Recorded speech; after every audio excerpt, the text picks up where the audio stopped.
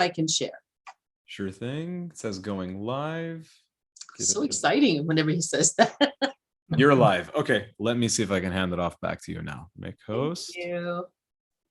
Wonderful, friends. Good morning and welcome. We're going to start. We're going to start our devotions today. Let me get everything organized, and then we're going to start. We're going to start with the song. Let's see. Can you all see this? Let's see if I can make it bigger.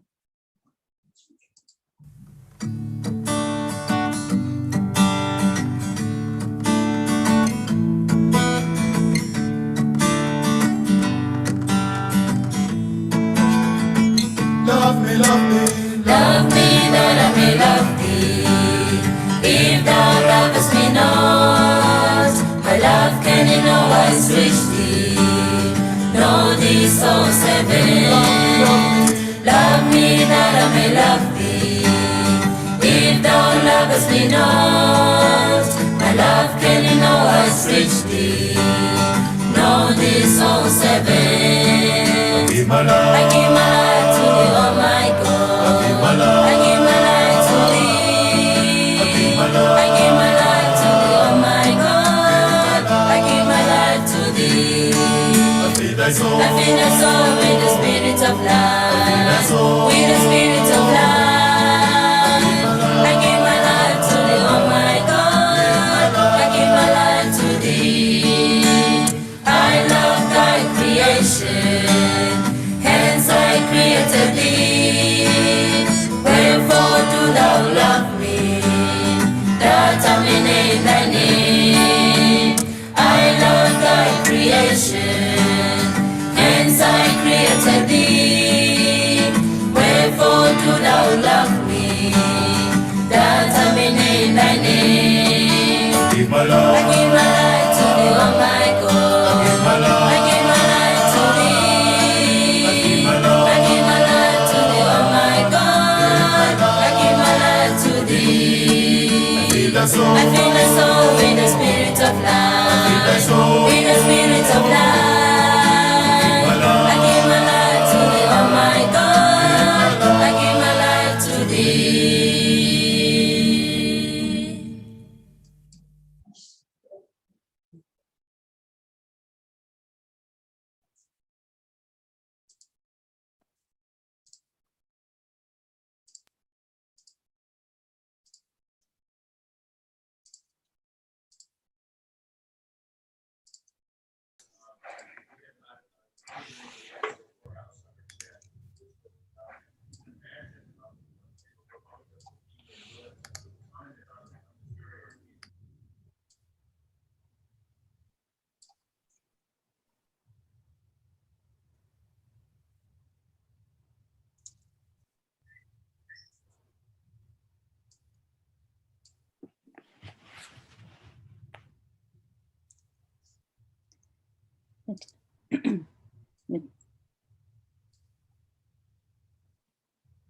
Material civilization is one of the means for the progress of the world of mankind. Until it is combined with divine civilization, the desired result, which is the felicity of mankind, will not be attained. Material civilization is like a lamp glass. Divine civilization is the lamp itself, and the glass without the light is dark. Material civilization is like the body. No matter how infinitely graceful, elegant, and beautiful it may be, it is dead. Divine civilization is like the spirit, and the body gets its life from the spirit. Otherwise, it becomes a corpse. It has thus been made evident that the world of mankind is in need of the breaths of the Holy Spirit. Without the Spirit, the world of mankind is lifeless. And without the light, the world of mankind is in utter darkness.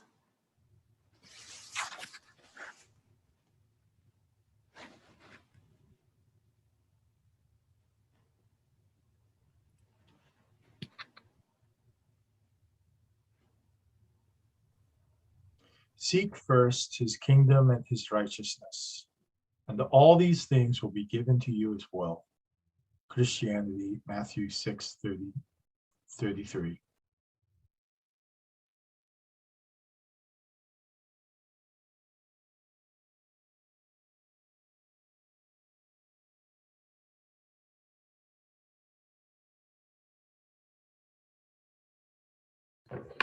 Do not let your dislike of people lead you to be unjust.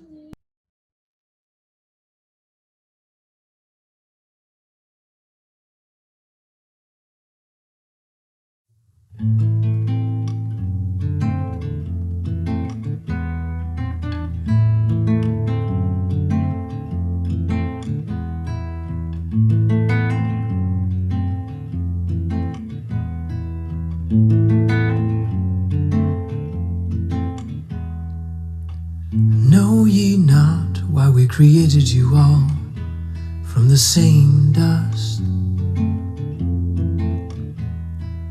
That no one should exalt himself over the other.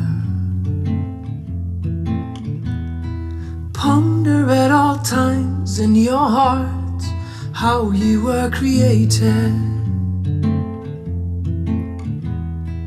Ponder at all times in your hearts how ye were created.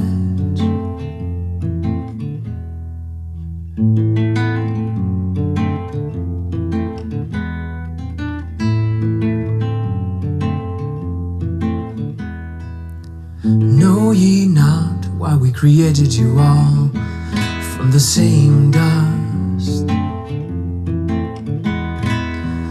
That no one should exalt himself over the other.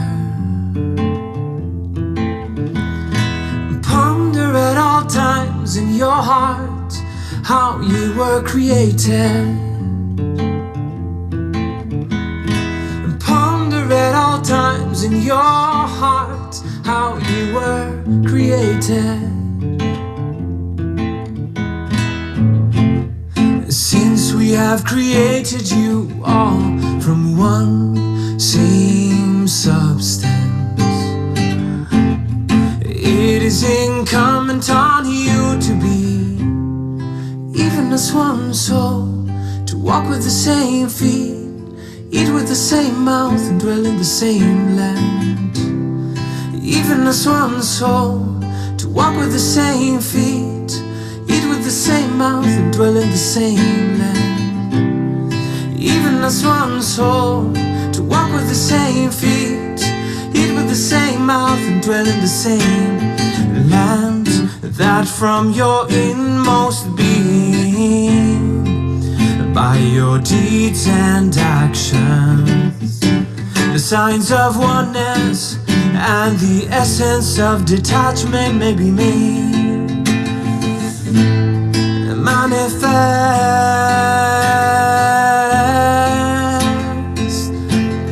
may be made manifest,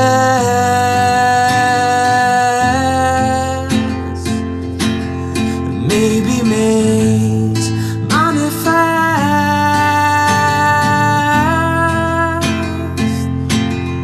may be made manifest.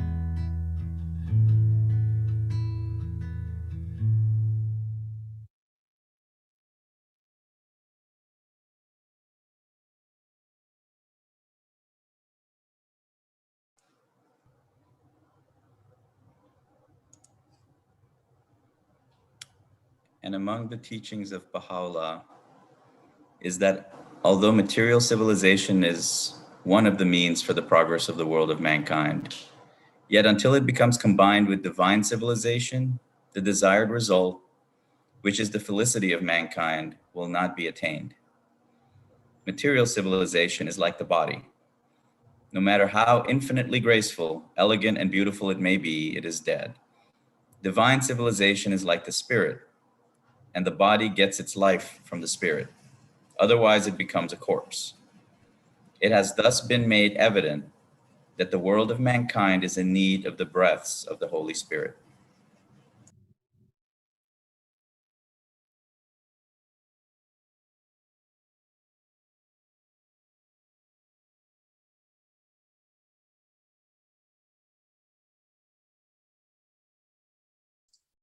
The man who sees me in everything and everything within me will not be lost to me, nor will I ever be lost to him. Bhagavad Gita, Hinduism.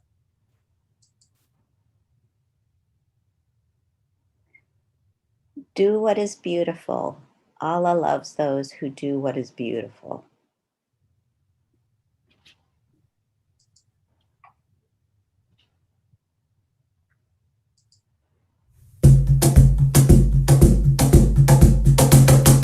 Following the footsteps of Abdul Baha, and in the pathway of the Alpha beauty, long at every moment to give up your lives. Shine out like the day star, be unresting as the sea.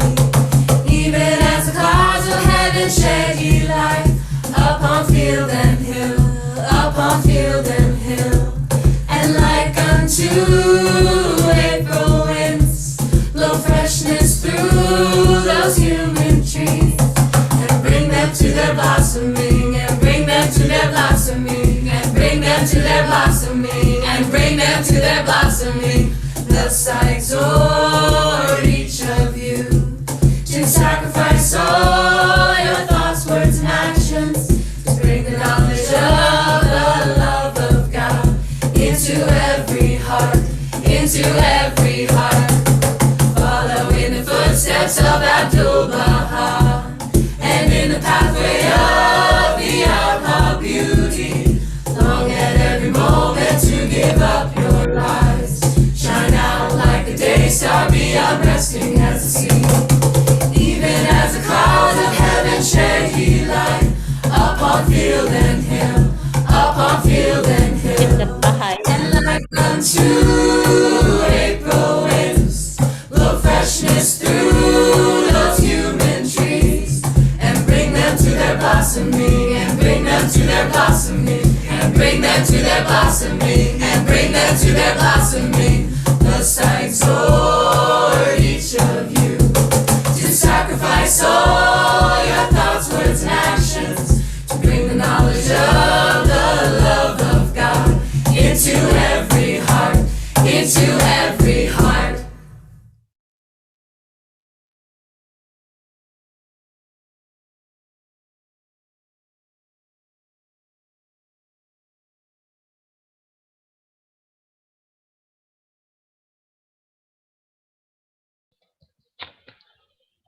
He who abhors and shuns the light of the sun, he who refuses to behold with respect the living creation of God, he who leads the good to wickedness, he who makes the meadows waterless and the pastures desolate, he who lets fly his weapon against the innocent, an enemy of my faith, a destroyer of thy principles is he, O Lord. Zoroaster.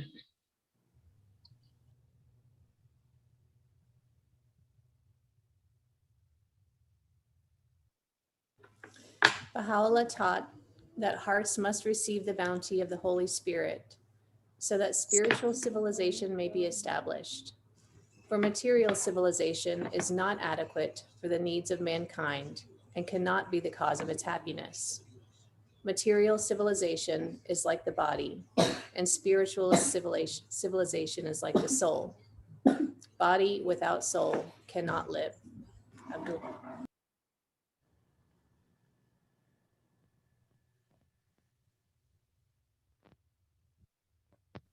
Peace I leave you with you.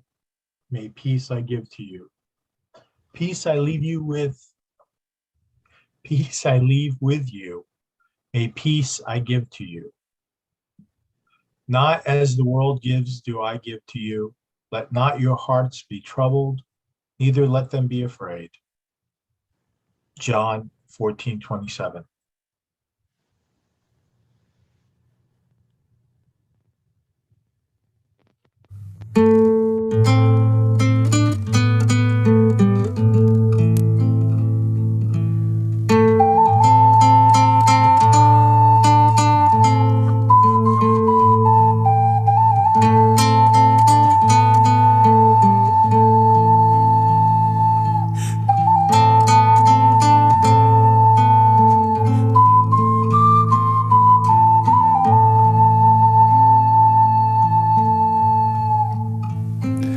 Thy name is my healing, O my God, and remembrance of thee is my remedy.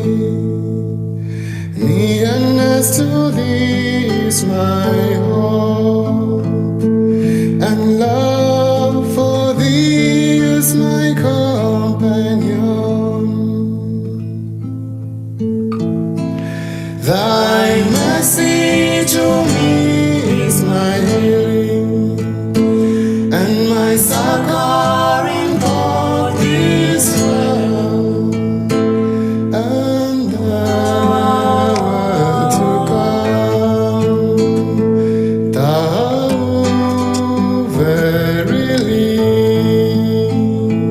art the all bountiful.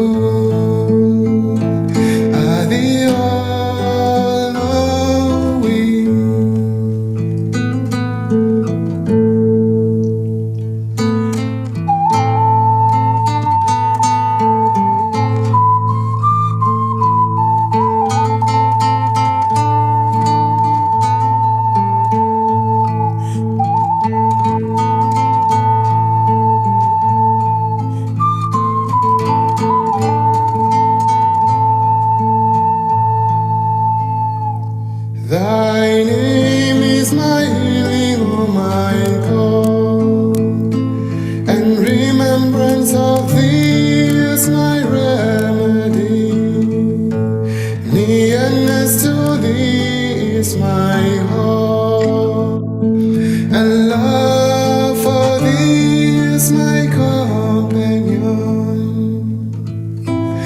Thy mercy to me is my healing, and my succor in both Israel, and thou art to come, thou verily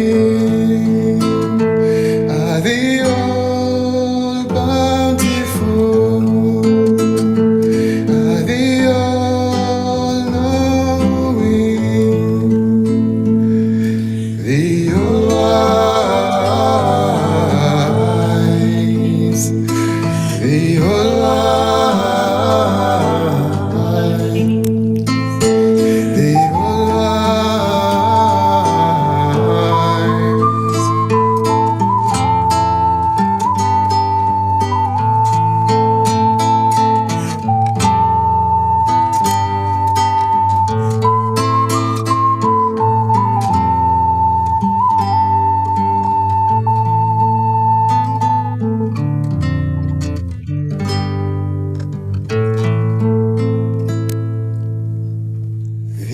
all wise.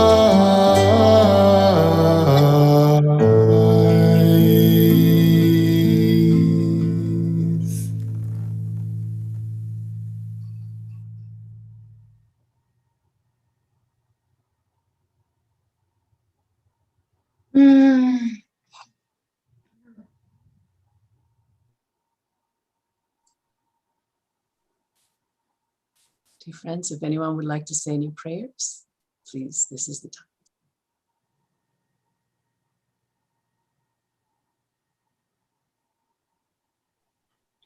Glorified art thou, Lord my God, I beseech thee by him who is thy most great name, who hath been sorely afflicted by such of thy creatures as have repudiated thy truth, and who hath been hemmed in by sorrows which no tongue can describe, to grant that I may remember thee and celebrate thy praise in these days when all have turned away from thy beauty, have disputed with thee, and turned away disdainfully from him who is the revealer of thy cause. None is there, O my Lord, to help thee except thine own self, and no power to succor thee save thine own power. I entreat thee to enable me to cleave steadfastly to thy love and thy remembrance.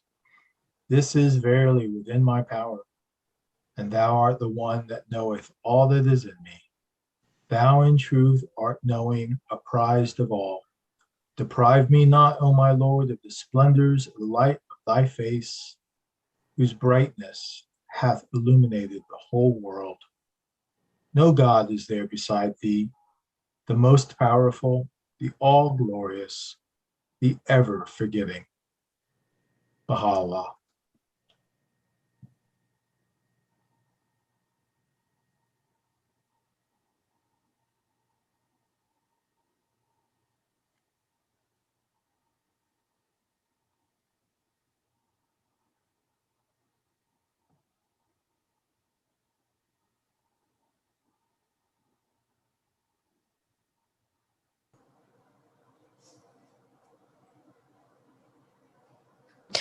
O thou, the beloved of my heart and my soul, I have no refuge save thee. I raise no voice at the dawn save in thy commemoration and praise. Thy love encompasses me, and thy grace is perfect. My hope is in thee, O my God. Give me a new life at every instant, and bestow upon me the breath of the Holy Spirit at every moment, that I may remain steadfast in thy love, attain unto great felicity, perceive the manifest light, and be at a state of most tranquility, at most tranquility and submissiveness. Verily, thou art the giver, the forgiver, the compassionate. Abdul Baha.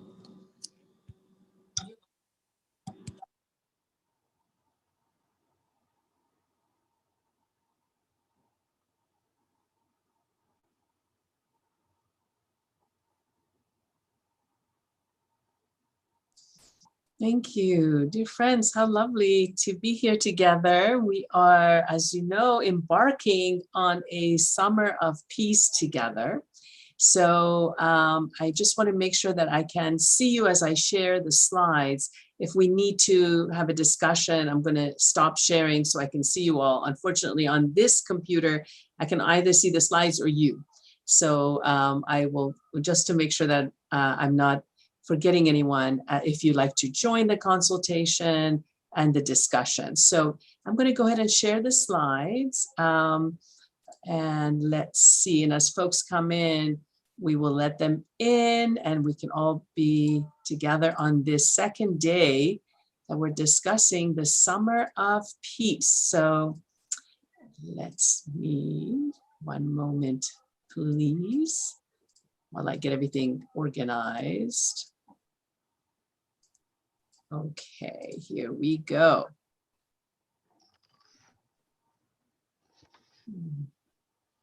I can't quite see it. One moment, please. I am so sorry.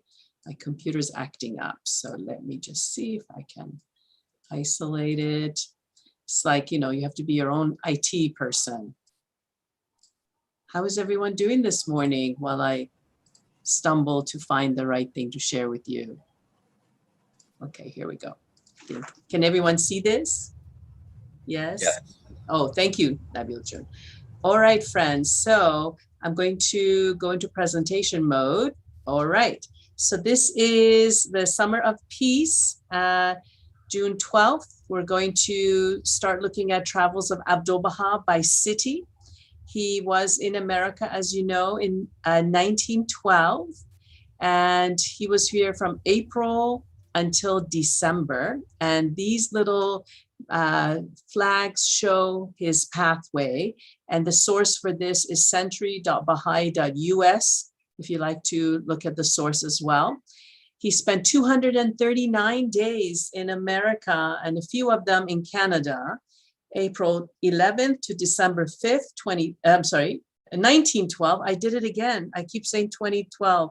I wish he was still here. And so 48 cities in 15 states and the District of Columbia and one city in Canada. Take a look at these cities. Which ones have you been to? Maybe you want to put in chat, how many of these cities have you lived in, traveled to, know about? Are there any cities that seem surprising to you that Abdu'l-Baha would have visited? Any you wish he would have visited that you don't quite see on this list? I don't see Austin anywhere. Do you all see, does anyone see Nope. Texas was not visited. Texas is not visited. What else do we see? California, Colorado, Washington, D.C., Illinois, Maine, Maryland, Massachusetts, Minnesota, Nebraska, New Jersey, New Hampshire, New York, Ohio, Pennsylvania, and then he was in 10 days, I think he was in Montreal, then Utah, Wisconsin. Anything around this? Any thoughts? Please put it in chat. Excellent. So let me see. How to move forward. Okay. So Abdu'l-Baha arrived in America on SS Cedric. He arrived here, as we said, in April. And this is the first portrait of the beloved master taken the afternoon he arrived in New York on April 11th, 1912. I finally got the date right. This is part of the National Baha'i Archives in Evanston, Illinois. So the first portrait of Abdu'l-Baha in America. He said as soon as he saw the Statue of Liberty, here's the new world symbol of liberty and freedom. And this is what the harbor looked like. This photo actually is from 1912. I don't know if it is exactly April, but this is what he would have probably seen as he was sailing in on the Cedric. And he said, after being 40 years a prisoner, I can tell you that freedom is not a matter of place, it is a condition. When one is released from the prison of self, that is indeed a release. This is the skyline in Manhattan at the time that Abdu'l-Baha would have come in 1912. This is what he would have seen. And about this skyline, Abdu'l-Baha said, these are the minarets of Western world commerce and industry. The bricks make the house, and if the bricks are bad, the house will not stand as these do. It is necessary for individuals to become as good bricks, to eradicate from themselves race and religious hatred, greed, and a limited patriotism, so that whether they find themselves guiding the government or founding a home, the result of their efforts may be peace and prosperity, love and happiness. This is there were many news coverings of Abdu'l-Baha's visit in America. And Abdu'l-Baha gives his impression of New York to the Sun that was then published in Sunday, July 7th, 1912. There's a lovely spread about Abdu'l-Baha. We're going to look at a letter to New York letter for New York Chronicle on April 21st. This is a screenshot of the beginning of it. So I'm going to ask if Nabil and Aaron and Lodro could read this. So Nabil Jun, can you read the first one, and then Aaron the second, and then Lodro the third, and Sure. We'll keep going. Thank you. You just mean first paragraph or first page? First slide. We'll go slide by slide. Got it. Okay. So this is special correspondence of the Chronicle, the New York Chronicle, April 21st, 1912. Abdu'l-Baha, a distinguished Persian who is at the head of the Baha'i movement for the unification of religions, arrived in New York on the White Star liner Cedric. It is his first visit to the United States, and With the single exception of a short visit to Paris and London last summer, this is the first time in more than 40 years he has left the prison city of Acre in Syria, to which he and his father, Benullah, the founder of the Baha'i movement, were exiled by the Turkish government 50 years ago. Abdul Baha comes to us on a mission of peace and will deliver one of his principal addresses before the peace conference at Lake Mohonk the latter part of this month, after which he will deliver addresses before various peace societies, religious organizations, and educational bodies. As he puts it, he is ready to speak wherever an audience can be found to welcome peace and promote the realization of the brotherhood of man.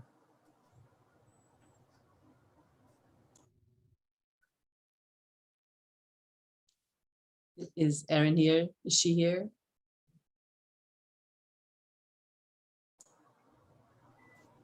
Okay, let's see. I can't see I can it. just read it, Corton. Thank you. Go ahead, please.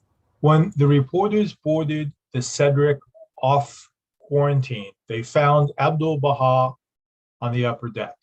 He was dressed in a long, flowing black oriental gown, underneath which was another of a light tan color. On his head, he wore a snow-white turban.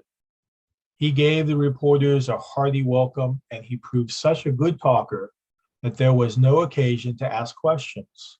He talked of newspapers, of women suffrage, of universal peace, of religion, and of Persia. He began with newspapers.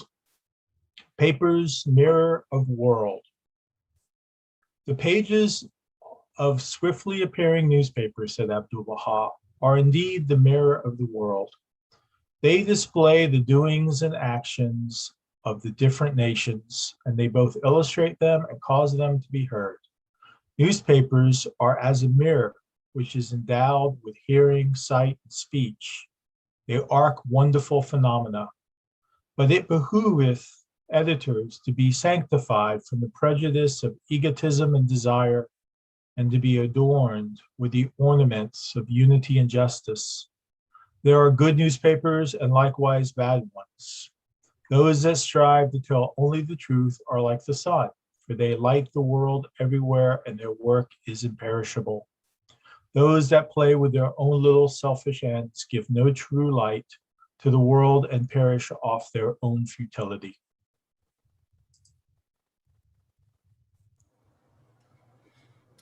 Okay, let's see. Go ahead, Nabil Jun, and maybe then Jane. Go ahead, Nabil. When the Cedric was opposite the Statue of Liberty, Abdul Baha extended his arms in a salute and referred to his own long exile in Syria. Then he talked of worldwide peace, which he termed the greatest of all causes. The diversity of faiths and the lack of universal auxiliary languages he mentioned as the obstacles that are to be surmounted in the attainment of the peace program. Here a reporter interrupted to ask what Baha'i means. It means, answered Abdul Baha, to love all the world, to love humanity, to serve it, to work for universal peace and universal brotherhood.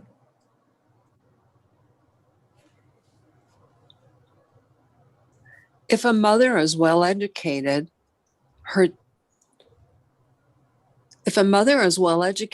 children will also be well taught.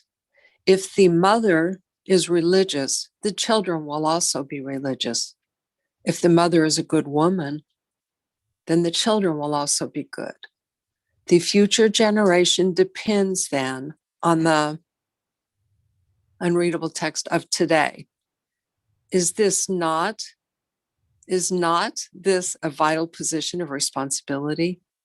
Surely God does not wish as important an instrument as woman to be less perfect than she is able to become.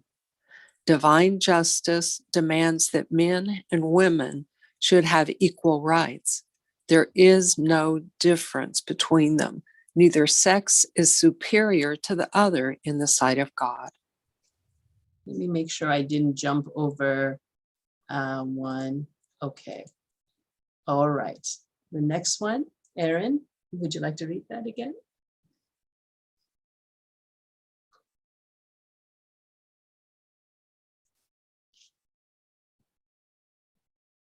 I can read this. As to women's suffrage, on the subject of women's suffrage, he had this to say.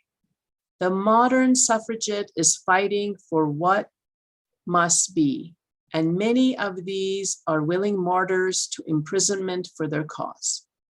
One might not approve of the ways of some of the more militant suffragettes, but in the end, it will adjust itself.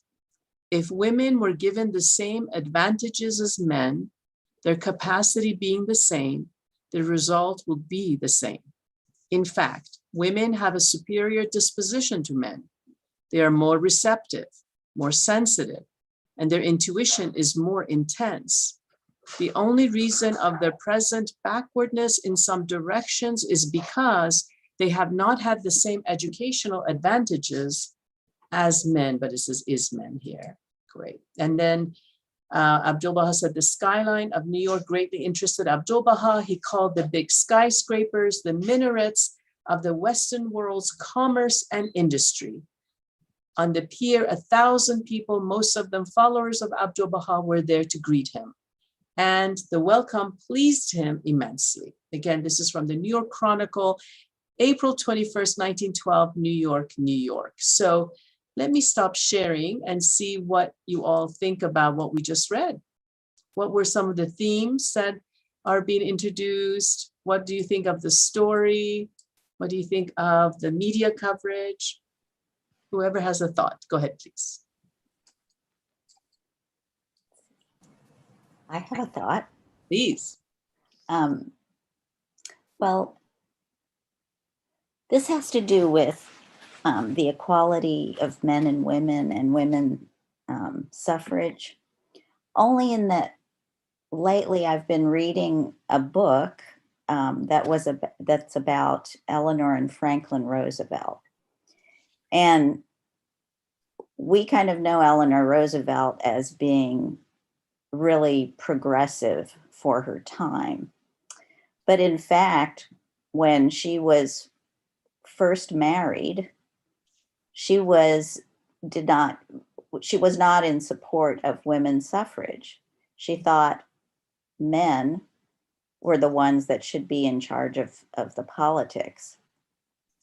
So I found, that when she started changing her view and became more influential was more in the 1930s and the 40s. And yet Abdu'l-Baha was so far ahead as far as his views on race and the equality of genders. Mm.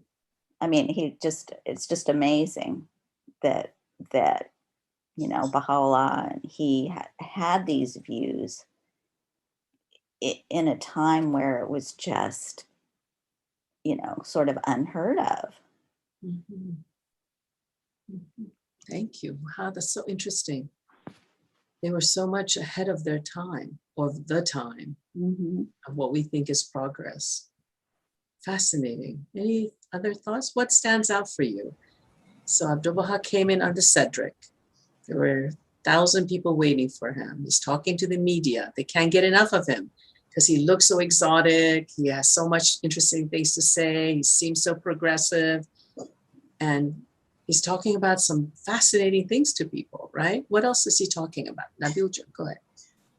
Oh, I'm just impressed by the amount of coverage, right? I mean, the stories being written and everything. And this is not a unique headline or story. There have been many during his less than 1 year visit. But yeah, no, that's and going immediately to these were the pressure points of the day, right? The war, or impending war, and talking about peace and equality of women. So that they went right to the heart of the fact that our faith is about unity. So Interesting. Yeah. What do you all think about what he was talking about, spiritual and material civilization. And we had it in the devotions, and then he's alluding to it as he talks about the minarets of commerce and I thought that was very interesting and very charitable of Abdul-Baha, because it and I don't necessarily think he meant it with any irony, but they are marionettes of the materialism. And of course, Cortan, this is like a regular theme, the duality of materialism. Obviously, the quotes today talked about we need a body. We need a body in this world, right? The soul needs a body to manifest itself in the physical world. So materialism isn't all bad, but that's kind of, that's really where, so, we live in two Americas, at least. America and the shadow America. America of the colony of Plymouth that set to seek out a religious utopianism, a spiritual and a divine civilization, and an America that is the descendant of the colony at Jamestown, which then became a tobacco farm, which of course is labor intensive, which,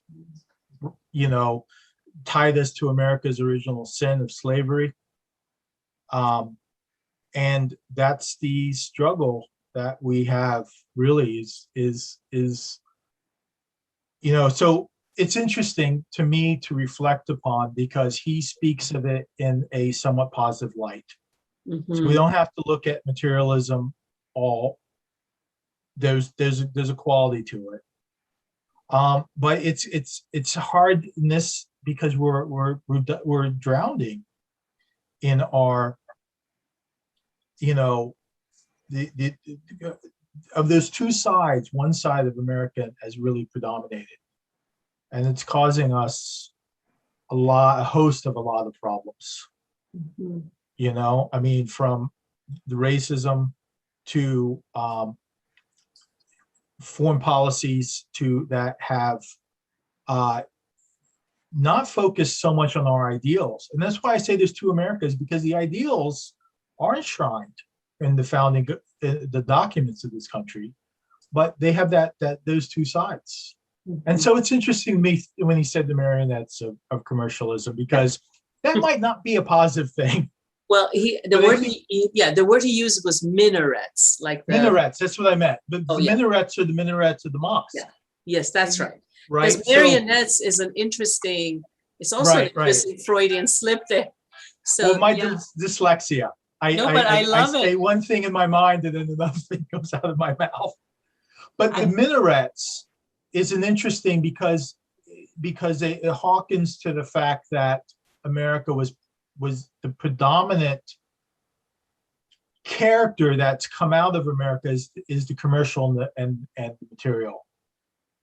Yes. But he still gave emphasis to its positive quality, which, if nothing else, I can learn from, because he always focused. It's hard to take his admonition that if a man or an institution has 9 bad qualities and 1 good quality, to focus on the 1 good quality.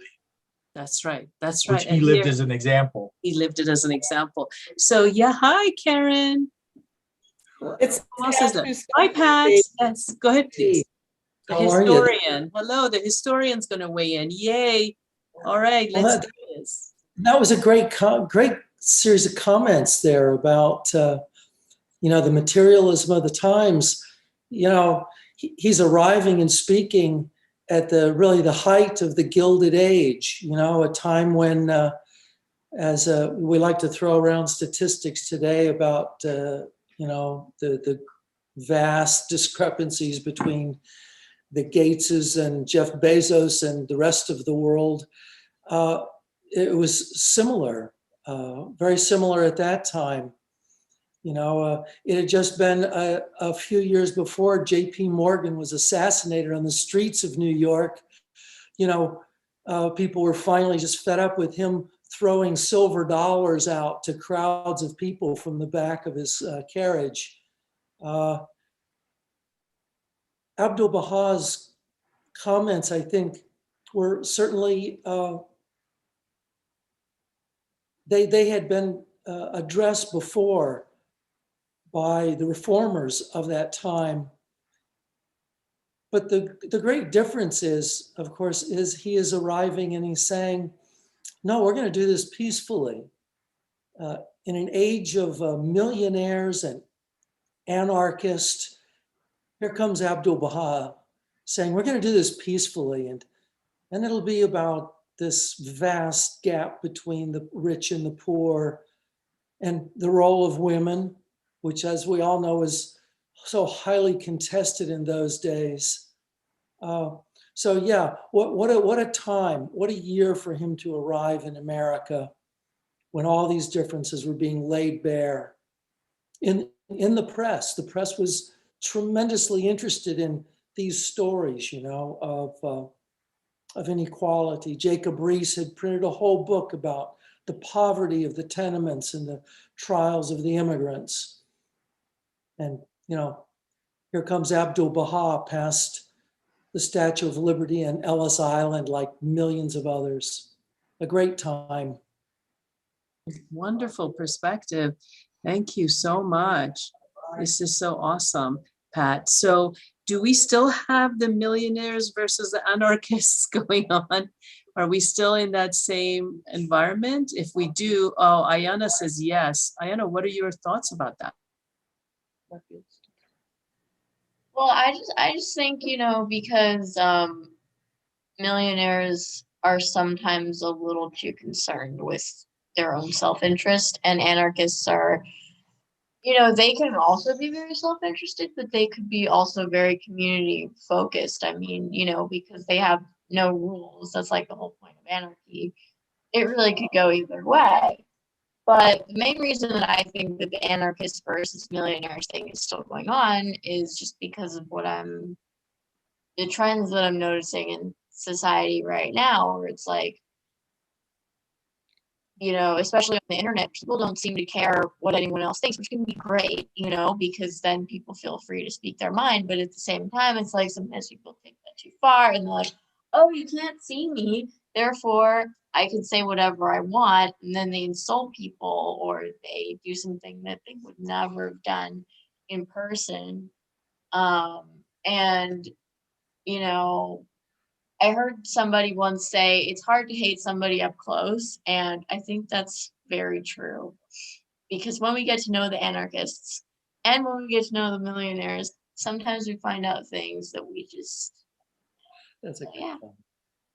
Great. That's my thought. Karen, I sent a message to you on the chat. Okay, I will look at it. I will look at it, Emilio. Thank you. How sweet. Connecting You heart to just heart. brought Yes. up the fact that we are going through the same thing, and that's interesting, because I wanted to ask, I don't know, but it was right after this period that the FBI was first formed in response to the anarchists. So we're going through a period that's very similar. And there was also the progressive movement that happened as a result of the Gilded Age. And this ties back into, and you know, and then of course in 1947, we had the National Security Act that brought us the CIA and brought in a kind of an institution. I mean, really fundamentally changed. I mean, the same kind of things are going, right? And one thing that Abdu'l-Baha spoke about, and I don't know about the press at that age, or that in that period of time, but we now live in a time that's not only fractured along ideological lines and is focused on division, but we've lost the media, partly because of corporate ownership and changes in the media where they're trying to get views, so they pick a side. And one thing that impresses me in a negative way living today is how hard it is to maintain a society when you don't have an objective press, which Abdu'l-Baha very clearly spoke about then. I don't know if it was the same situation back then. I mean, was the press maybe, I'm sorry, I don't know your first name, but maybe Pat. he could speak to Pat, maybe, yeah, yeah, sure. Pat, how Yeah, yeah. Are we? Yeah, we Yeah, are. Go ahead. the press was hard to believe. I would say the press was more virulent, more nakedly propped up in the camp of one group or another group. It was the age of the great competition between the Hearst publications and Pulitzer's publications. I mean, the press started the Spanish-American War, for goodness sakes. And the press was also full of the stories and the letters from supposedly important ambassadors, and a lot of it was simply made up. So yeah, the press had a lot of problems, and one of the similarities that you mentioned, I think, was absolutely spot on. They were in the pockets of moneymakers. The press, it made money. And that was an age in which there were sometimes 3 editions, sometimes 5 editions of some special catastrophe or some awful thing, like the continuing assassinations across Europe. I mean, we lost 2 presidents in that time period. And they tried to kill TR as well, Teddy Roosevelt, the great progressive, right? So it was a violent time, presaging the revolutions and the beginning of the Great War at the time. And the press was right in there with the mudslinging and all the rest. And of course, also exposing the corruption of the Senate of the United States, because we had 1912 was the first time Americans could actually vote for senators. The Senate was the most corrupt legislative body maybe in the world up until that time. So boy, there was corruption to go around, but the press was certainly, the other side of this, of course, is the progressive cause in the newspapers created such an interest. There's no doubt that Abdu'l-Baha's arrival would be greeted by so many of those progressives and thinkers, and even within the upper classes. We know it was the women who dragged their husbands to make charitable and philanthropic donations and trusts and so on in that time period. Oh, so wonderful, Pat. Thank you for this context. It's helping us think through it. So what did Abdu'l-Baha represent given the context, the historical context? What are some of the qualities that he brought?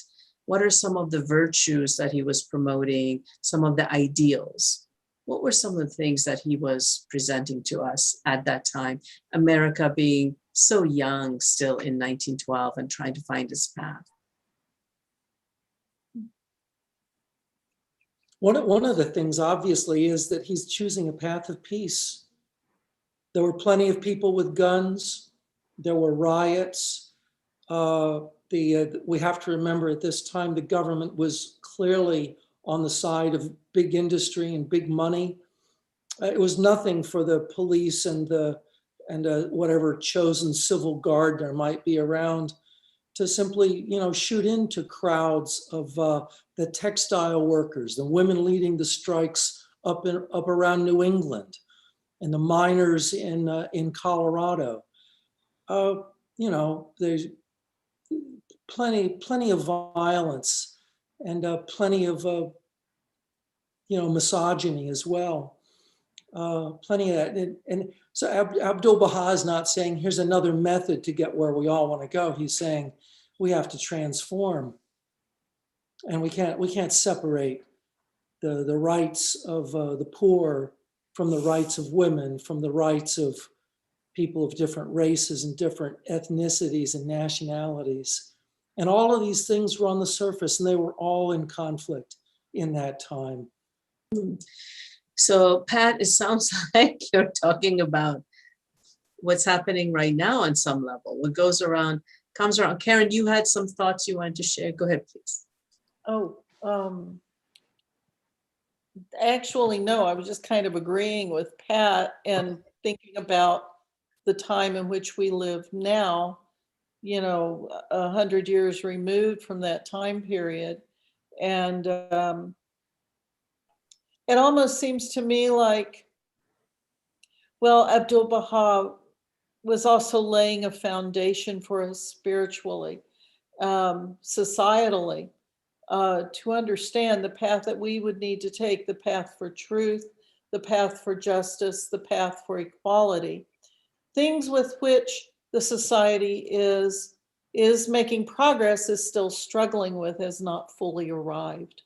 And, when I read the quote that you put in chat regarding, from Abdu'l-Baha regarding the press, and it talks about telling the truth and lighting the world everywhere, and that work being imperishable. When I compare that foundational quote about the conveying of truth and information with what some today pursue and call truth and information, the difference, the comparison is like light rather, and darkness. And it's that quote of Abdu'l-Baha regarding how we are with one another, especially those news organs.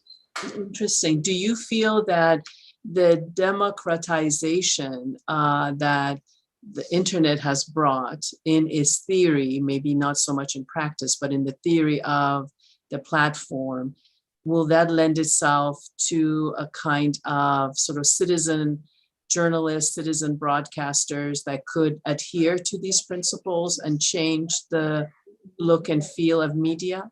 If we know, I'm just wondering how power has been given to the people, how would that look like in this, where we are right now with the technologies that we have? I like to look towards the positive and hope for the future that it could grow in that direction. Right now, it's a purveyor of a lot of hysteria and misinformation, but I think it could grow in that direction. I remember when the internet first arrived, and I thought, what a wonderful way to achieve unity. We can connect with each other, and I still think that, and I still use it for those purposes. But as many of the recent years have shown, we have diverged without thinking, really, from that path of truth, from the path of, giving that to the world, watching what we put out there. And all of a sudden, opinion everywhere becomes fact everywhere, which we know is not the case. Right. But I have hope that it will grow in that direction. I still think people need training and education. I wonder if to accomplish that. So, well, I mean, I think, and this is important to say, because we need a spiritual transformation. That's because we are recycling through the same problems. And if the answer is material, if the answer is ideological, if the answer is not involving the Holy Spirit, then nothing's going to change. Yeah, and you're speaking to the point of what Abdu'l-Baha raised, which I put in chat, that quote of his, right? Among the teachings of Baha'u'llah is that although material civilization is one of the means for progress of the world of mankind, yet until it becomes combined with divine civilization, the desired result, which is the felicity of mankind, will not be attained. So if we're having the same problems again and again, yet we have resources that we're trying to solve it with, what are we not getting? Or Laura, what are your thoughts about all this? I think you caught me off guard. I have no comment. You were thinking deeply. Naviljan, go ahead. Well, I think the thing you brought up is right to the point. I mean, what Abdu'l-Baha mentions, at the end there, that there are good newspapers and likewise there's bad ones, right? Those that strive to tell only the truth are like the sun. But so the same goes for individuals. I mean, democratizing things, really the internet has been a tool, right? It's made what would normally happen in a town square now makes it to where you have a whole lot more people, but what is removed is, you know, what a young lady brought up earlier. It's, you know, if you're standing in front of a person, it's harder to hate them, right?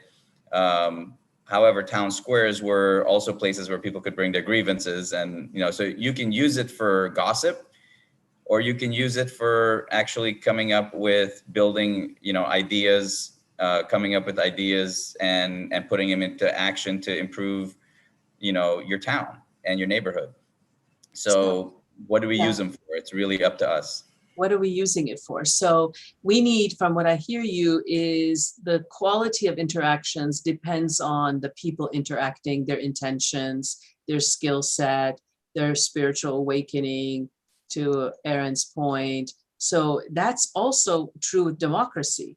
Democracy works based on educated and informed citizenry, right? So what does Baha'u'llah say?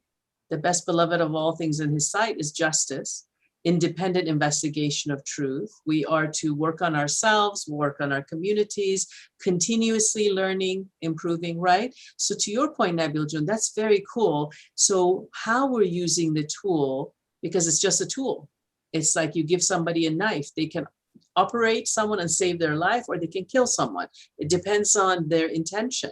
It's not the tool necessarily itself. So how do we combine, harmonize, clarify, create coherence between the spiritual and the material? What would Abdu'l-Baha do if he were alive today? None of us know.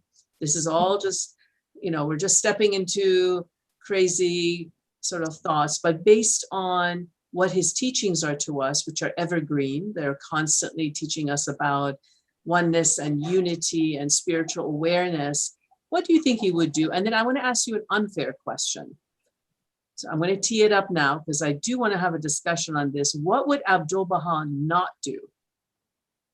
That's after what he would do. What would he not do? But that's next. So what would Abdu'l-Baha do in this current environment if he had a Facebook? I don't know, if he was on Facebook, on Twitter, seeing what's going on. What are the ways that we can align our work with what he was trying to teach us? It's such a long road, over 100 years of trying to. It's a very slow process, right? It almost feels like a maturation process. I don't know if anybody else has any thoughts about that, Jane or Karen, and you guys haven't said much. Go ahead, please, if anyone wants to share any thoughts on that. I will, just briefly, as you were talking. All I could think about were the lyrics of an old pop song from Joni Mitchell, which is, "We've got to get ourselves back to the garden." And when I think of garden, and that particular song has been used in Baha'i videos. I think of the garden of this faith, of spiritual development, of spiritual education, of divine education. We have to get ourselves back to the garden. And then I think also, well, how can we do that is just reading about depending upon utterance, and utterance has a power, and how we use that power is really important, and it must be clothed in kindness and in wisdom and tactfulness and listening to what the other person is and understanding the subtext for what they need and bringing to it consultation. I just think that we would be, are, and continue to be encouraged in that direction always. Wonderful. What's the emoji for tactfulness? Anyone know? I don't think they've been. I don't know if I've seen one. Okay, Curtis Doss is watching. Hey, Curtis. He says that Universal House of Justice recently said, and for those that are watching or participating, Universal House of Justice is the international body governing the affairs of the Baha'i faith globally. Quote, "Justice demands universal participation." And then he says a very spiritual thing to you all: party on. Thanks. So that's from Curtis. That is the background. That's pretty awesome. Yeah. Cortan, I was wondering, because, you know, a lot of what Abdu'l-Baha was addressing then was women's suffrage. And I personally think, well, I wonder how much progress we've made. I think we've made actually quite a bit. So I'd like to ask a question, but I'd also like to make a comment before that. The question is, for the women here especially, how do you feel in subtle ways that there still is an inherent bias and so forth? But so while you're thinking about that, I also wanted to mention that, because this is the point. In a lot of ways, the world is caught up with us. When we talked about the equality of men and women, that was radical when Abdul-Baha said it in 1912. Today, most people would think it's very pedestrian. Of course, that's what you should believe. And so in some ways, the world, when we talk about the 12 points of the Baha'i faith, they don't seem as progressive as they once did, right? Because the world is caught up. But the one thing that we do have, the world desperately needs, is this practice of consultation, which is more than just respectful listening. And that's why sometimes I call it the central performative ritual of the Baha'i faith, because it's a lot like Zazen in Zen Buddhism, where, Zazen, the idea in Buddhism is that we're all Buddhas, and by sitting, you're symbolically performing this inherent reality. The more what we can really teach the world is not just that the answer needs to be spiritual, but the practice of how a group comes together and all its uniqueness and individuality through consultation to arrive at a kind of a collective understanding that's greater than the sum of its parts. But not to forget, let the women, I'd like to hear about what Okay. women Great feel. point. Wonderful. About, yeah. Yep. Let's see. Rusbe has, go ahead, please. Rusbe, your hand is up. Yes, thanks. Let me just take my hand down here for just a second. I think, did I take my hand down? Yeah. Your hand is up. Maybe somebody Right. raised your hand. Yeah, no, I think I just wanted to add a comment about how Baha'i principles today appear so common. But the reality of it is that although they appear superficially common, functionally, those problems have not been resolved. We have gone through, just using the example of women, and I think we can probably take every 12th principle and analyze it the same way, but just looking at the status of women. We went through the women's liberation movement. My wife views herself to be quite liberal as far as women's status is concerned. But despite all these progress that has been made, supposedly over the past 30, 40 years, if you want to go to the suffrage movements more than 100 years, women just went through the Me Too movement that tried to reestablish their rights as individual beings, to be honest with you. I'm looking at this and I'm saying to myself, wow, I hate to say it, the women's liberation movement in many ways, in my opinion, was not as successful as people would like to attribute it to have been. Because despite all its accomplishments, clearly women have not been able to establish the same rights at individual levels with men. Having said that, I just also want to make it very clear that it's not only men that are at fault for this lack of progress. I think women have made progress in many ways. However, a portion of that progress is quite superficial within the realm of women themselves. And in fact, women can probably become more advanced by taking a deeper role of advancing their own status.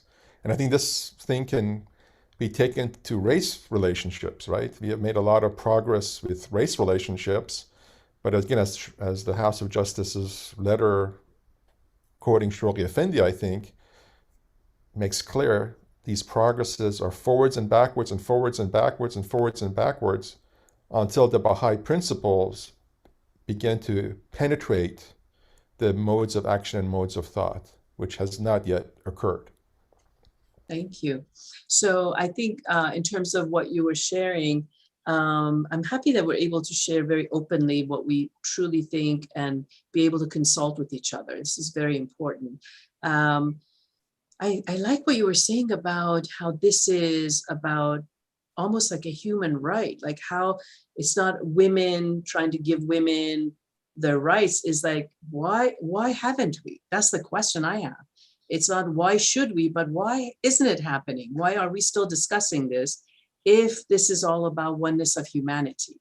So we know Abdu'l-Baha, the beloved master, gave us this beautiful analogy of the bird of humanity with the two wings, that it has a male and a female wing, right? And we can substitute that for anything, science and religion, action and prayer, however we want to look at it. We can substitute multiple things within that framework.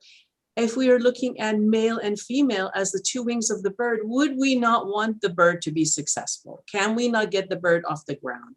Could we not make sure that both wings are completely optimized, to use an engineer term? I'm looking at Nabil sideways. So how do we ensure that this bird can actually be at its best? Not what are we going to do for the right wing? What are we going to do left? It's the bird. Let's look at the bird. Karen, go ahead, please. Yes, absolutely. We've got to get into our very rules and beings as a society, which is based on individuals. This primary thought of the equality of men and women. Women are coming out of a history in this country of having been thought of as property and with no rights to govern their own future or their own present, sometimes no rights over their children, and currently no rights over their own bodies, as well as other ways women stand in peril of losing ground, and in some ways are losing ground. People come from all over the spectrum of whatever is influencing their thoughts and beliefs in this area, but the one that matters is the direction in which God has pointed us, with Baha'u'llah's teaching of the equality of men and women, the equal wings of a bird. If this world is going to fly and not end up flapping around in a puddle somewhere, we have to get it on board with spiritual truth, with that truth, divine truth. But I just wanted to point out that societally, the struggle has been for a long time since women were thought of as nothing in this and other places with So no rights.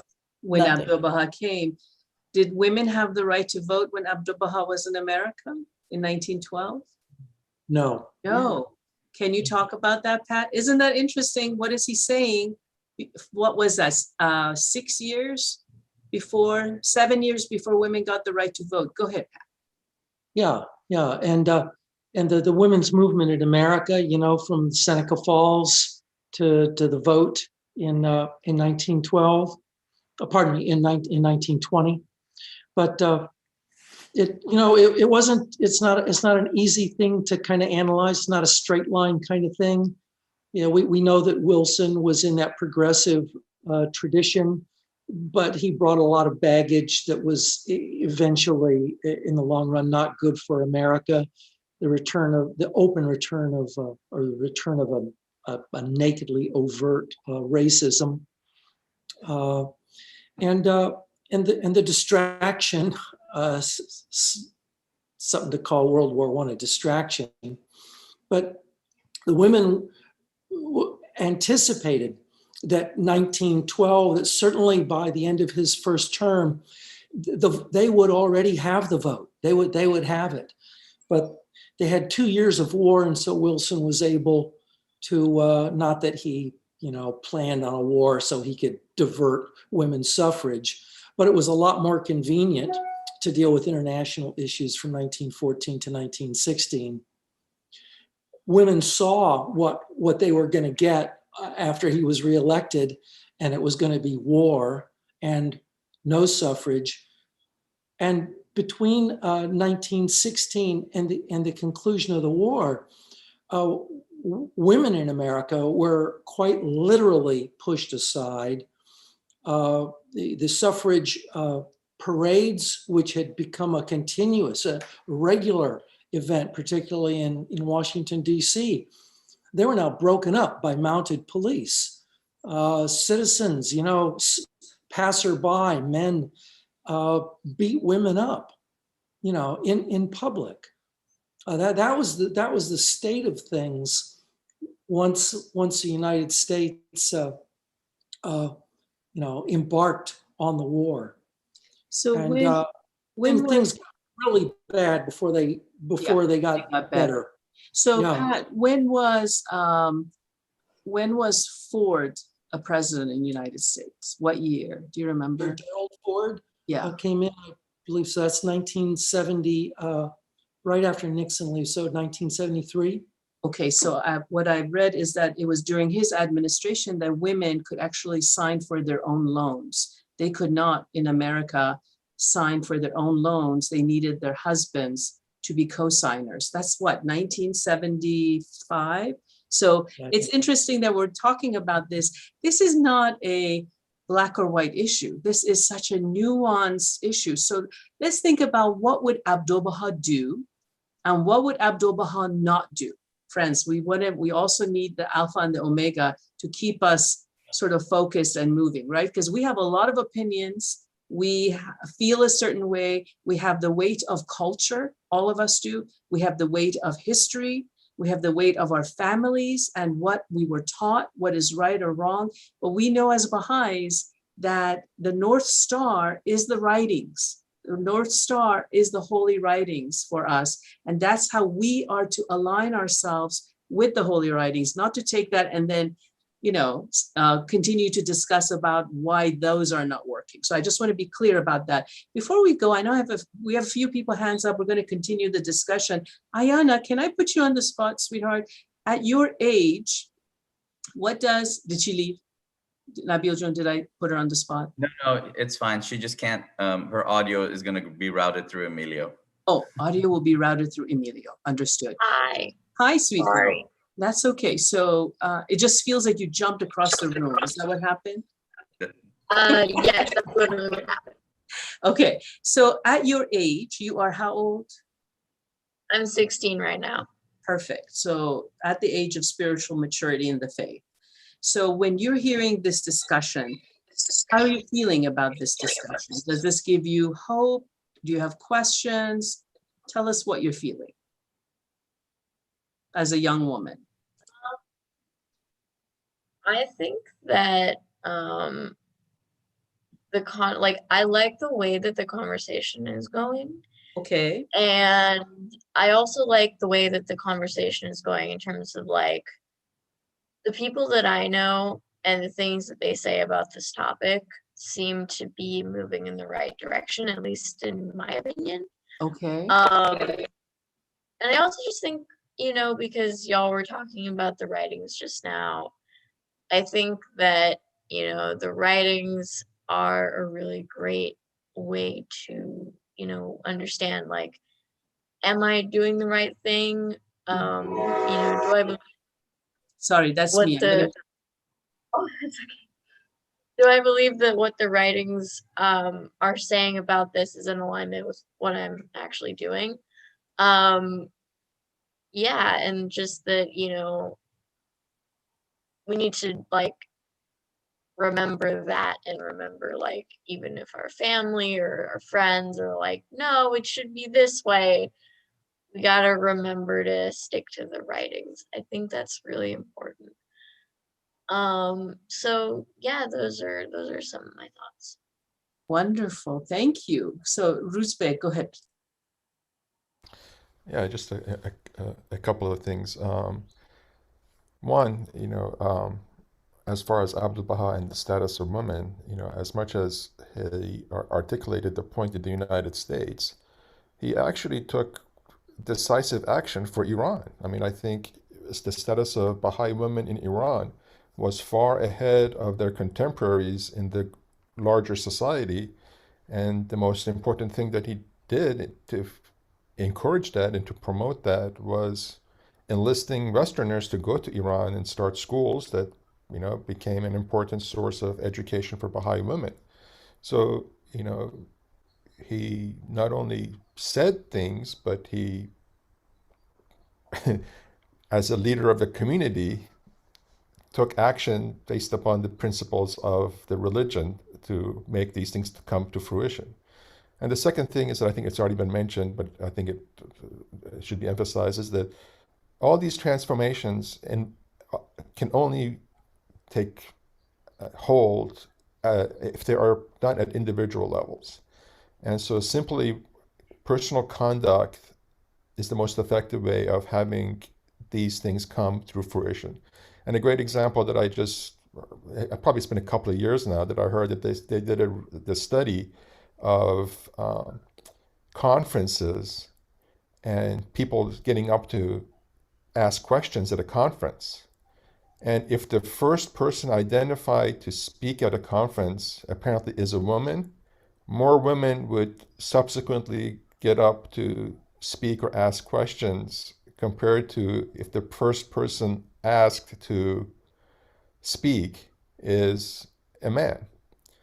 So here's an example. Unfortunately, I can't cite it. I think it was an NPR show, and I don't know what it was, but it struck me as a very practical way that a person who is in charge of a meeting to be able to potentially affect that meeting, that consultation, that conference, that the first person to identify potentially would be a woman in the audience. So, if that study is true, which I don't see why it wouldn't be, again, a means of personal conduct that would implement the spiritual principle behind it. Thank you, Ruzbe. What a wonderful thing you said. May I just share one thing? And then, Aaron, we're going to go right to you. Curtis Doss is he's watching, of course. He says in July 1979, Lisa, his wife, could not open a bank account in Lufkin, Texas, without me present. Women couldn't open an account, we were told. I had to leave work and was the only signature needed or allowed. So this is Lufkin, Texas, 1979. Some dear friends that we know and love very much. Lisa could not open a bank account without Curtis signing for him. Okay. So true. Go ahead, Aaron, and then Laura. I thought Ruzbe brought up a really good point about the Me Too movement. But you see, and this is what's kind of frustrating a little bit about this, because I wish we could, sometimes I feel constrained even with consultation amongst Baha'is. And political correctness is, this limitation. We really need to be able to speak openly, but also respectfully, and also recognizing, of course, that we're likely wrong, right? I mean, that's the major part of consultation, is knowing that I can't change my opinion because obviously I can change my opinion, but my beliefs are my beliefs because I think they're right. Although I have to acknowledge that they probably aren't. And so we come together, we talk, but we have to be able to openly express what those beliefs are, right? And so I thought the Me Too movement was very interesting, but part of the problem with women's liberation movement in this country is it was so conflated and tinged with materialistic ideology. So even when you get success of, say, feminism, you still have the problems of Me Too, because we still have a problem with objectification of other human beings. In that case, the sexual objectification of other human beings. One thing I really like this cultural background studies Bible, because I've learned so much about why ancient societies were patriarchal. Leah, when Jacob, so the Bible with Leah and Jacob, and he had the two wives, I didn't understand why he had to live with his father-in-law for so long. But because he really wanted Leah as a wife. She was the second wife, because Laban had kind of done the switch, and Rebecca became the first wife, for those who don't know the story. But until Leah produced a male son, she wasn't safe to go to another family, right? Because the son gave her a kind of status.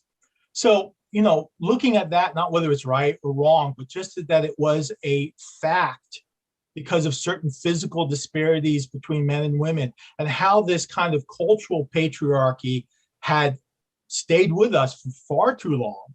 into where it was no longer applicable, but at least understanding where it came from. And then understanding that the world's solution so often, even today with racism, is it so tied to a secular, but even a profane ideology that it piggybacks in the same problems that are going to keep it going.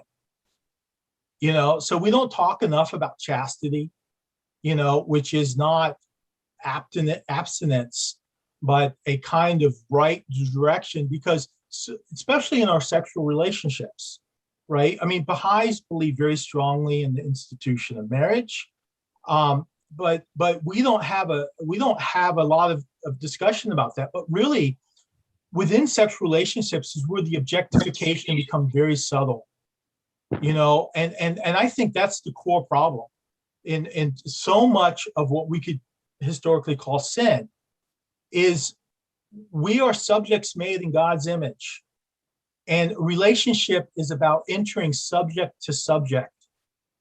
And whenever you objectify someone, even subtly, which we all do, it's a habitual, then you've ruptured that ability to have that kind of relationship. But also, you've kind of insulted the image of God in that sense, because we carry that image. So regarding another person, when Jesus said how you treat the least of my, he didn't say believers, but how you treat the least of the people who just people, you treat me. That's right.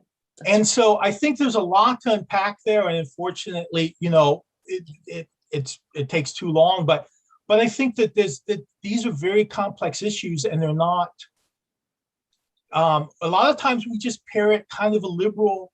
We are infused by a kind of an ideology because it superficially agrees with us. Yes. Even if on a much deeper look at it, there's deep contradictions with our basic spiritual mission, in which we believe that the foundation of civilization is spiritual, and that man has a spiritual purpose on this planet, and that ultimately what's most important about our life is the development of our soul. Thank you, Aaron. Thank you very much. And so just to put it in a little bit of context, we are looking at sort of the meta issues, the deeply spiritual, the foundational issues, and then all the facts and emotions and everything else goes under that, because we all come from cultures, we all have implicit bias, we all have the weight of history, weight of the way we were trained and taught, and also rewarded and punished in terms of our thinking and our behavior. So it is very hard when those things cannot interact with each other to find the truth. We have to rise above those to find the truth. That's why Ayana actually confirmed it as well. We're talking about putting the writings, the creative word of God at the center of it, the Holy Spirit at the center of it, so that we have something to interact with, so that we can have our transformation to get the truth, to be able to talk to each other. Laura, you said something. I'm sorry. I know that, but you said something, and we can only, from the Baha'is perspective, we can only do that socially. Yes. We need to overcome our biases. We need each other. That's right. That's right. Exactly. And that is one thing that you mentioned.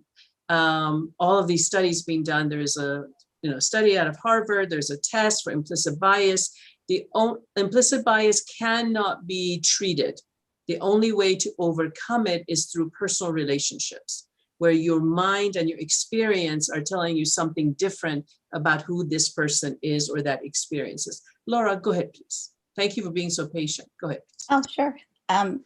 So I was thinking about the equality of men and women. We're back to that again, and how it's taken so much time for us to evolve to even. I mean, we're not there yet, but what we've done is we've put laws in place that allow more equality between men and women, just like we've done with, the Civil Rights Act for minorities. But I think what has not caught up, and maybe Rusbe was kind of alluding to this, was that legal action is one thing, but in the psyche of people that are living in the society or in a marriage in particular, you may not feel equal. You know, I'm pretty sure that I have not felt equal at work or, you know, in marriage. And so you have that transformation that you have to go through to get to the point where you actually feel that you're as valuable as your coworkers or as your spouse, and that your input is valuable. And, you know, that's the spiritual work that an individual has to go through in order to advance the equality of men and women on a more psychological level. And so I think each of these steps are important. I mean, the women's movement was important because of legal action. Again, the Me Too movement was important because it held men responsible for their actions as criminal. But again, the psyche, you know, has got to move along with that. And so I just think it's a very, just like with racism, it's a very slow process. And it you know, you got to have the legal action, but you have to have the spiritual transformation as well. Yeah. And it's so hard to maintain that balance, isn't it? As we are sort of the guardian, the grandson of Abdul Baha. We'll talk about him later down the summer, just in terms of how things swing, the pendulum swings in society from side to side until it finds its equilibrium, right? And Baha'u'llah says the world's equilibrium has been upset. I mean, that's like no joke. Everything is turned upside down because the creative word is coming into the world with a standard of what things should be. And anything that's not aligned with it will not be able to function in the same way that it did before. That's what everybody keeps saying. You know, we're dealing with some of the same problems. There's like a cyclical challenge, yet some things are not working like they were supposed to or that they were. Everything is in flux. And so this is a great opportunity for us to figure out what do we keep, what do we tweak, and what do we replace, just in terms of our own community, our own lives, our own families. What are the belief systems that are so valuable that everyone has to align around? And why is that important? So again, my question to you, and we're running a little bit over, but this conversation is so exciting. I'm loving this so much. Is that what would Abdul Baha not do? I do want to plant that seed in our mind. What would he not do? We know what he would have done. You know, he gave speeches, he was loving to the poor, he sat with everyone at every level of society, he treated the wealthy like he did the pauper of his day. He was a champion of social justice of his day, talked about equality of men and women, talked about racial justice, talked about elimination of wealth and poverty. So there was a lot of stuff that he did, right? He was tireless. He was 68 years old, right, when he came to America. After 40 years of imprisonment, freed, yet he was always free in his mind. And he kept talking about harmonizing the spiritual and the material existence, right? So we know what he would do. What would he not do? Do we know what that is? Rusbe and then Karen. Go ahead, please. Well, I think, as much as we attribute tolerance and acceptance to Abdul Baha, he was also intolerant of certain things that he thought were inappropriate. And the examples that we have is, again, while he was visiting the United States, I think that there's at least a couple of stories. The one that comes to my mind is where a African American individual was not present in the room, and that was considered to be norm, I suspect, from everybody that was around him. But he was intolerant of acceptance of that norm, and he made that individual to come and participate in the event with everyone else. I'm sure he did it in a very polite way, but clearly he was not tolerant of what we would consider to be an quote-unquote acceptable norm by the people at large. And our task is to, in my opinion, again, become intolerant of those kinds of things and find strategies of addressing them when we encounter them. Gosh, what an interesting perspective, Ruspe. Thank you for sharing that. Go ahead, Karen. Yes, and thank you, Ruspe. That actually comes up in the advent of divine justice near the middle of the advent of divine justice, where told to think about Abdu'l-Baha's example. And you immediately says, think about his tact, his wisdom, his kindness, his inclusion, all of those things we always remember Abdu'l-Baha's example giving to us. And then it also mentions that he did not tolerate anyone who attacked or took apart these beliefs, these truths that are enshrined within the Baha'i faith. So I right there, that was part of what we would look to. And the other thing I was thinking of was one thing he would not do would be to exalt the insistent self over service. Always holding up the standard of service, the standard of divinely educating yourself by turning to the manifestation and by not giving in to the insistent self. Can't hear you. Let's see. Jane, you are muted. I think you had your hand up, dear. Go ahead. Yes, Karen mentioned the Advent of Divine Justice, and that being the document that the North American Baha'is were presented with in 1937. In studying that, we are aware that back then they were predicting what we would be going through right now. So my first thought was Abdu'l-Baha would not be surprised. He knew all this was coming, and he then would just continue to encourage us to do what we need to do. He lived by example. One of the examples was to take a woman and put her in charge of a race amity event. So he put that woman in that position so that she was in charge, and that forced those around to recognize what he saw in her. That's just one example. But I think in reading Advent of Divine Justice, it calmed me in this day because I realized this is meant to be happening and that we shouldn't be really upset. We shouldn't be living in the fear. And that's kind of my greatest example of what Abdu'l-Baha would be doing right now, is he'd be saying, yep, I told you this was coming.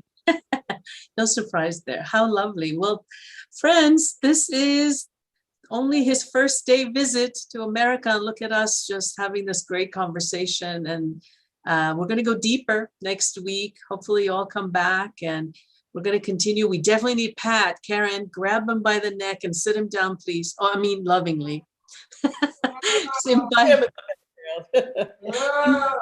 Pat, come back, please, next week, because you give us such great context. So, friends, I would like to invite us and challenge us to look at Abdu'l-Baha's writings and then figure out which ones were the ones that he spoke in America. And let's start looking for common themes. So please, you all have access to all of his writings online. And then I'm going to pose that question again. What would Abdu'l-Baha not do in this environment that we live in right now? And we'll have that conversation again next week on his day 2. For today, we just covered day 1. and hopefully we'll continue. Thank you so much for being here. And I hope you all have a wonderful week. Thank you, everybody. Thank you, everyone who's watching. We have folks watching online. Thank you so much.